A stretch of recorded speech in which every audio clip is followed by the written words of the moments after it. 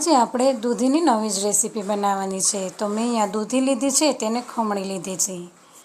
તો એક બાઉલ લઈશું, તેમાં 2 મોટા ચમચા ચણાનો લોટ, 1 ચમચો રવાનો લોટ, સ્વાદ પ્રમાણે મીઠું, હળદર, ધાણા જીરું પાવડર, ચપટી દળેલી ખાંડ, 1 ડુંગળી અને દૂધીને મેં જે આ ખમણી લીધું છું તે ઉમેરી દેવાનું છે।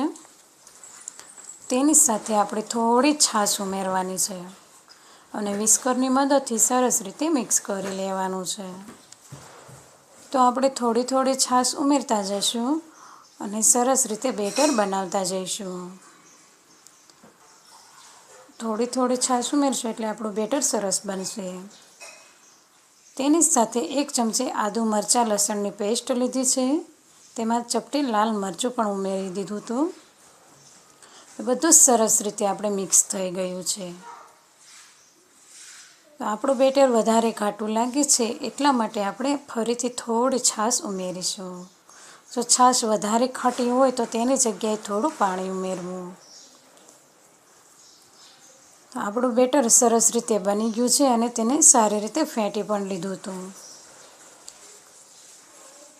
તો આપણું બેટર તૈયાર થઈ ગયું છે, તો તેમાં આપણે ચપટી ખાવાના સોડા ઉમેરી દઈશું અને સરસ રીતે ફેંટી લઈશું। જેમ બને તેમ થોડી વાર માટે આપણે આ બેટરને ફેંટવાનું છે। તો સરસ રીતે આપણું બેટર આ તૈયાર થઈ ગયું છે। તો મેં અહીંયા ગેસ ઉપર એક કઢાઈ રાખી દીધી છે, એટલે કે નોનસ્ટિક તવી। તો તેલ અને પાણી એક વાટકીમાં મિક્સ કર્યું હતું, તે કપડાની મદદથી આ તવી માથે લગાવી દેવાનું છે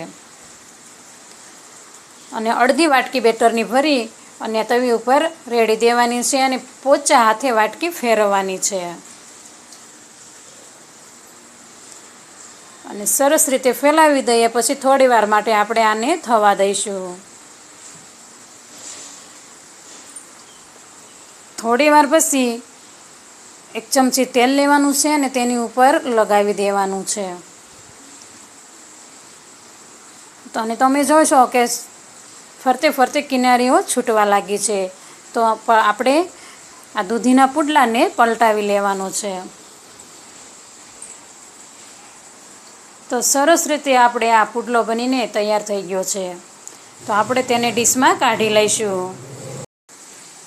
અને તેવી જ રીતના આપણે ફરીથી પણ તેલ પાણી લગાવી દેવાનું છે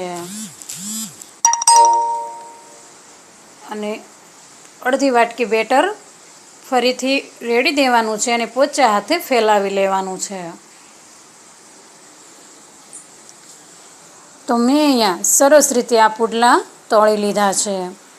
જો તમને વિડીયો પસંદ આવે તો લાઈક અને શેર અને સબસ્ક્રાઈબ કરવાનું ભૂલતા નહીં। તો તૈયાર છે આપણે દૂધીના પુડલા। તો તેને આપણે ડુંગળી અને સોસ સાથે સર્વ કરીશું। તો મળીએ હવે નેક્સ્ટ વિડીયોમાં, ત્યાં સુધી આવજો।